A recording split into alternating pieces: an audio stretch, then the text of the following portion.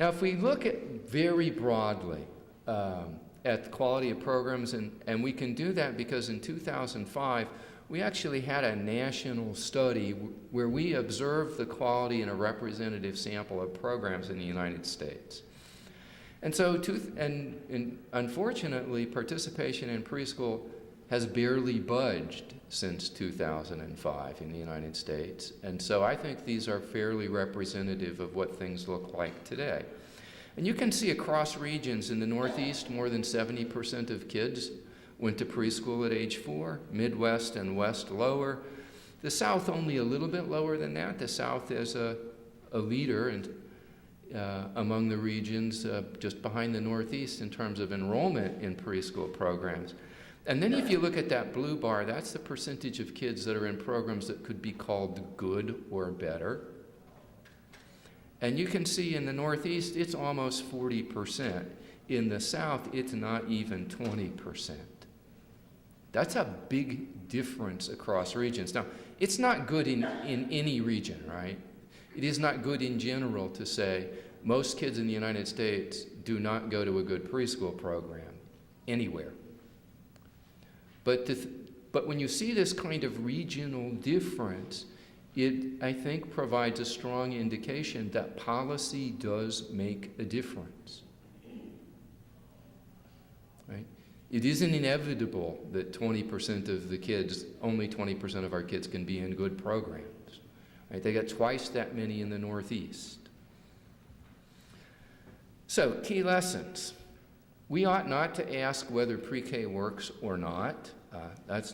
We know the answer to the question, pre-K can work. What we need to be asking is, what do we have to do to get the results that we want from public programs?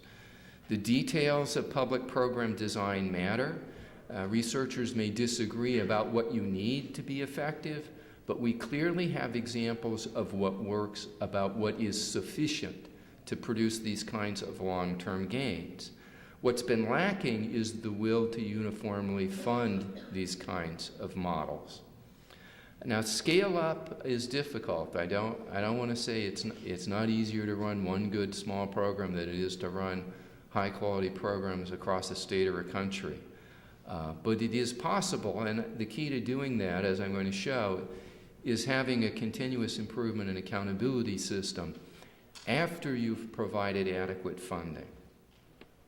So what's my evidence for this? Well, we actually have an example by proof. Anybody who studied mathematics understands example by proof. This example was court-ordered in the state of New Jersey, where a quarter of our kids in a court case called the Abbott versus Burke, our state Supreme Court ruled in the 31 cities where these kids live, they had basically a right to high-quality universal preschool education beginning at age 3. We didn't create this program anew in order to have the capacity to do this because the court gave us 5 years to implement this.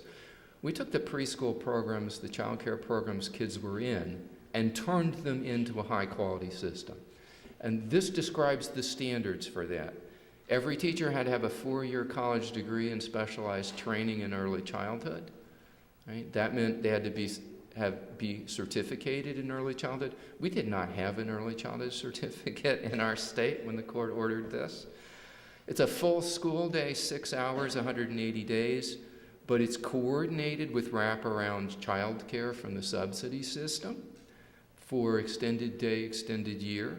Maximum class size of 15.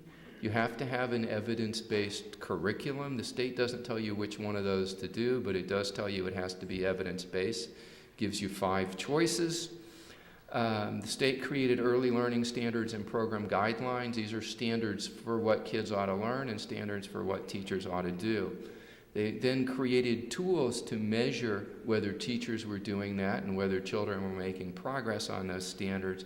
Provided in-class coaching, 1 coach for every 15 classrooms, right? Because we were starting with a system that looked pretty much like that national description. And this was part of systemic reform. It wasn't just reform of preschool, it was reform of K-12. When these kids hit kindergarten, kindergarten teachers had to change what they did. And there's parent choice. 2/3 of our providers are private. Parents can choose any approved provider if there's a space available. Now, Board of Education has to agree that you meet quality standards, and if you don't, you will be fired. Right? How did we do this? Well, we didn't actually fire very many people. Mostly we depended on a continuous improvement cycle. We developed our standards, we assessed our progress, we analyzed and planned based on that. We implemented professional development at the classroom level, at the district level, or municipal level, and at the state level. So for example, early on we saw we made great progress in language and literacy, not so much in math. And so all of the state's efforts on professional developments for the next couple of years were focused on math. And by the way, you know, every business does this that's successful.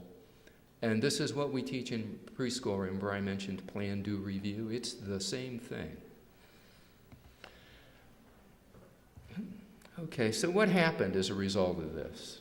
Well, this is the Early Childhood Environment Rating Scale. It's one of the most widely used instruments to measure classroom quality. The yellow bar shows you where we were before. 5 or better is good, right? 3 is poor. And you can see most of our programs were in the poor or worse category to begin with, and we shifted the entire distribution over the course of 8 years. It kept moving. Today, almost all programs are in the good to excellent category.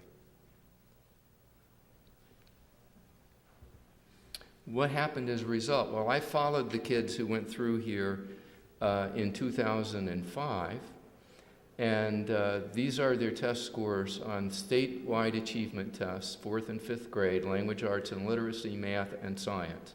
These are the same kind of effect sizes I showed you before, so you could think of this as how much of the achievement gap do we close. This is not a perfect study. I don't have great controls for family background, and so I think it underestimates the impact of the program. But that said, 1 year of preschool, somewhere between 15 and 20% of the achievement gap, and 2 years of preschool, somewhere between 20 and 40% of the achievement gap. So these are pretty good effects. What else did we see? Well, I mentioned saving money from preventing grade repetition in special education earlier. Right? The kids who didn't go to preschool in these communities, 19% of them have to repeat a grade by grade 5. 17% of them are in special education. And this program brought both of those down to about 12%. It's not magic, it's not a silver bullet, but it's a huge difference in a community between having 12% or 17% of your kids in special education. It's a huge difference having 12% versus 19% have to fail and repeat a grade. And that is the #1 predictor of high school graduation. All right, so let's turn to Louisiana. My institute studies public policy in all 50 states. We're not as close to Louisiana public policy in early childhood as you are, but we do pay attention to it. And so when we look at what's been happening in Louisiana over the last decade, which is how long we've been collecting data on state policy, we see a lot of challenges. Access and funding in Louisiana both need to be increased.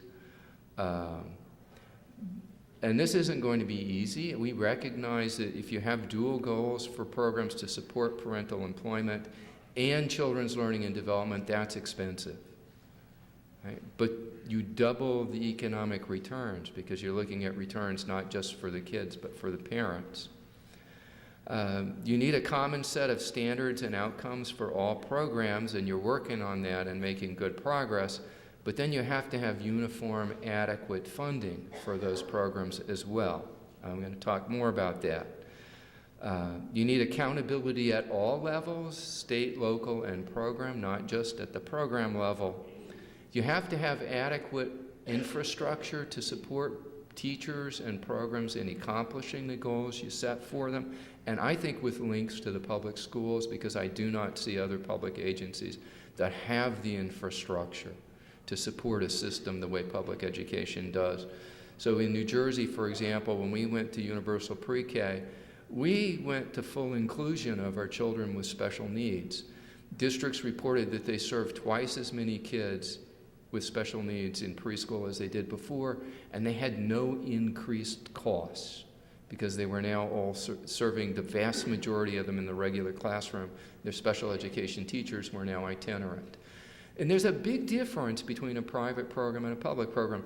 Before the transformation in New Jersey, if you're a private preschool program and a kid shows up speaking a language you don't understand, you just put them in the director's office till mom or dad comes back to pick them up and send them home and tell them not to come back. If a kid's a behavior problem, you kick them out.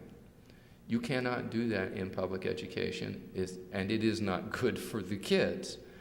But private providers do not have the capacity on their own to support kids with serious developmental problems in their classrooms, with serious behavior problems in the classroom.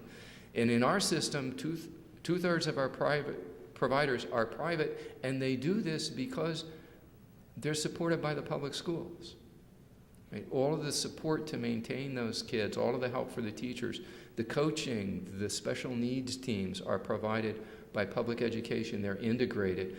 The first time we did a survey of our teachers after we'd been through this transformation, I was actually shocked by the responses because the vast majority of the teachers in our survey said they were public school teachers. And I thought, well, somebody must have done something wrong because two-thirds of our classrooms are in private providers. Well, it turned out the teachers in kindercare, the teachers who worked for the Archdiocese of Newark, they considered themselves public school teachers because they had the same qualifications, they had the same pay and benefits, and they had the support of their local public schools in doing their job. That is a systemic integration and transformation of the type that I think is necessary if you're going to bring a system together and produce the kinds of results I showed you for kids. So you have to have that infrastructure, and having set out your goals, you have to calculate the per pupil cost it's going to take to achieve that. Right? In New Jersey, we didn't start out with a cost and say, oh, we're going to spend this much per child and see what we get. We started out with a court order that said, you have to do this. Now go back and figure out what it costs. That's a very different approach. But it is, I think, the only approach that actually works for producing results. So if we look at Louisiana over the last decade, you were making great progress with enrollment growth until the recession hit. And then basically you lost traction and started moving backwards. And if you look at per-child funding, you can see per-child funding was pretty stable for a long period of time. And when you hit the recession, it took a nosedive. In fact, this dropped $2,000 per child, and that is the largest drop of any state in the country. Now, Arizona might arm wrestle you for that because they completely eliminated their preschool program. But they weren't doing much to begin with, so it wasn't quite the same kind of loss that I think this has been in Louisiana. This is a fairly large effort, serving about a third of your kids. And to see a $2,000 drop per pupil in real dollars over a relatively short time is pretty scary, I think. So in conclusion, I think the evidence is very clear. High-quality early care and education can be a wise public investment, but we have to emphasize the can. It can increase human capital and productivity, decrease social problems, inequality, and cost to government, which means cost to the taxpayers. And it can support increased employment by parents.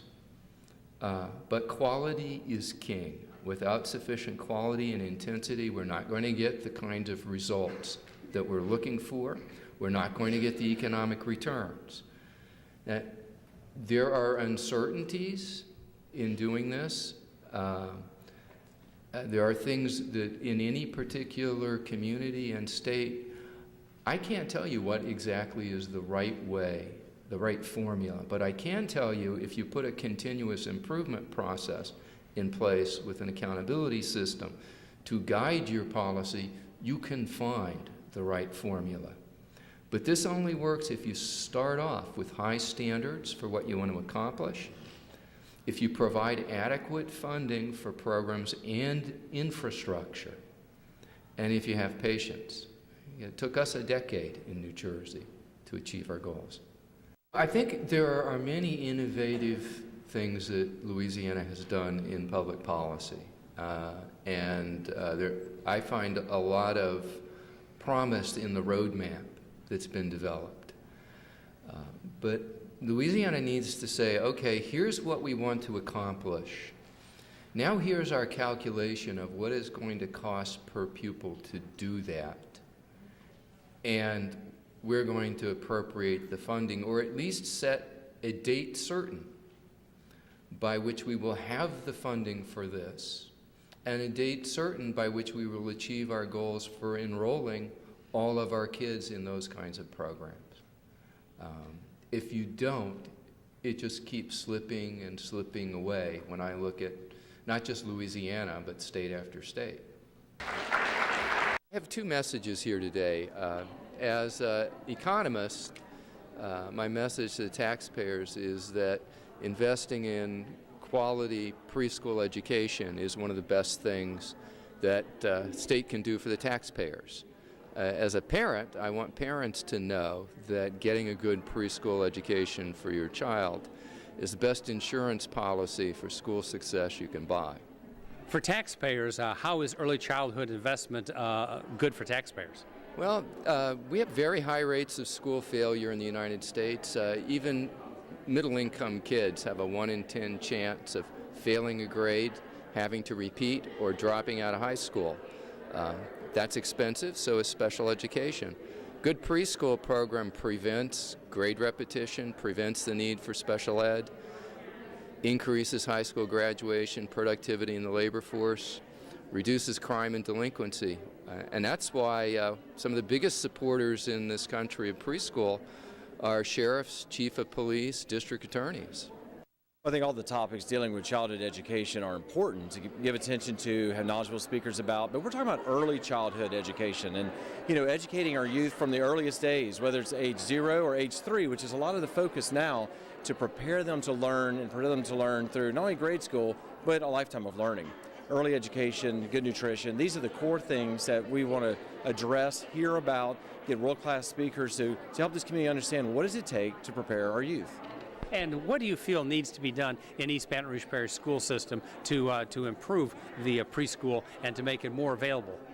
Well, certainly availability of preschool classrooms is a concern in East Baton Rouge Parish, and having not only the students in the seats, but having the instructors prepared for the needs of a young child like that. So at a preschool age, it is critical that there is support in the classroom and that there really is support for the teacher and the resources necessary. Teaching a child at a very young age is different than teaching a youth or teaching a second or third grader. And those are some of the skills that we're trying to help bring education around. What does it take to prepare a young child for a lifetime of learning? We all know the return that early childhood investment dollars bring back to not only our district, but clearly back to our community. It's really important that children enter school ready to learn, and early childhood education is really going to be the key to that. Right now, as we grapple over budget issues within our own school board, the allocation of money to early childhood education is really at the forefront of our conversation. What will it take to get East Baton Rouge Parish schools to the next level in terms of preschool education? Well, clearly dollars are always the challenge, but I can tell you we're working on plans right now to expand our early childhood education offerings and to really work to identify needs and to identify areas where we can expand programs and then locate programs in other areas of town so that they're more accessible. It was a very informative discussion, and clearly early childhood, preschool is a great topic for us to be covering, and obviously of great importance to the future development of the children. Why is ExxonMobil involved in these issues that affect East Baton Rouge Parish school system? So the education of our youngest members of our society is very important to us. Obviously, education becomes more and more important as our economy goes forward and key to our workforce development. Good preschool education can be a great public investment. You have to have high standards, and then you have to put tax dollars behind that. And that may mean a tax increase in the short run so that in the long run, taxpayers spend far less.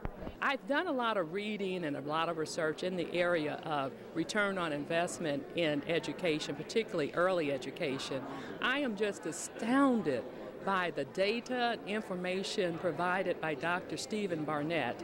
And he has published over 180 research papers, books, and so forth. And these go far beyond the research that I have read and I've accumulated and have put to work through the ADF by providing high-quality education and resources for pre-K children. So it's phenomenal. He's done not only a phenomenal job in the presentation, he has shown that he indeed is an expert in this area, and we need to bring him back for more presentations, again, to show the proven benefits on investing in early childhood education. If people have questions like more information, what should they do? Well, we want our listening audience and our area representatives to please contact ADF through our website, adfbr.org. That's www.adfbr.org. And we'll have the presentation on our website as well. Or to call us. Call us with any questions, and we'll be sure to be on the phone giving the information at 225-293-3345. 225-293-3345 for the Academic Distinction Fund.